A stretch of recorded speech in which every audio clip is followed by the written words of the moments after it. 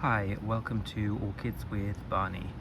Here we have got Cattleya Measuresiana, which is a primary hybrid between Cattleya aclandiae, which gives it the spots in the petals and contributes to its lip, and the other parent is Cattleya walkeriana, which gives it the pink coloration in these petals and also has a similar looking lip.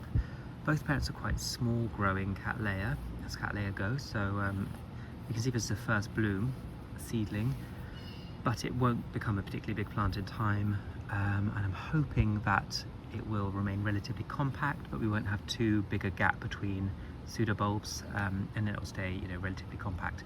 Now you can see it, unlike most Cattleyas, it's flowering on an immature growth.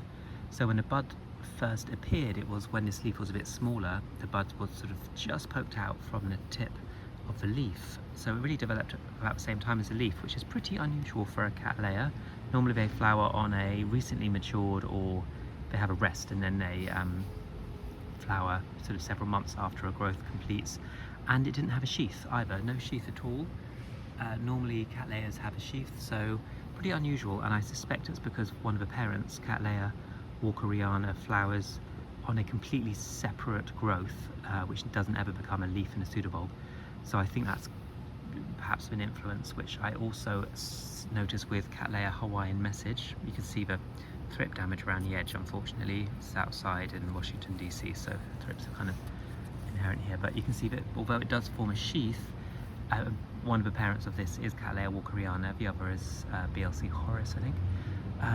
It flowers on an immature growth. You can see this growth is not yet fully mature, and when the flower first opened it wasn't as developed as it is now. This sheath here was all green.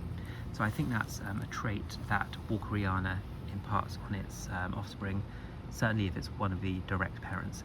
But yeah, you can see first bloom seedling, so one flower, can have up to 3 flowers, I would have thought, as it matures. And you can see this new growth is much bigger than the last one, so big enough to flower. I'll be intrigued to see how big the growths eventually get at maturity. But the flower is really lovely, and it's quite a good size, I would say, considering the plant size.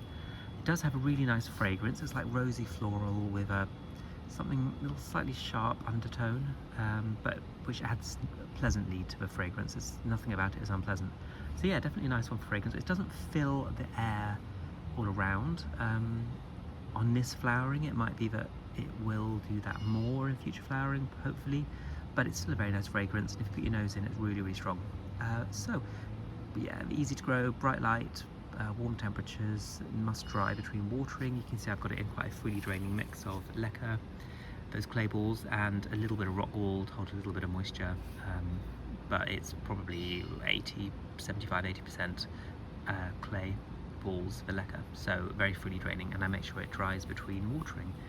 So there we have it, Cattleya walkeriana, Cattleya Measuresiana, really nice primary hybrid with a great fragrance.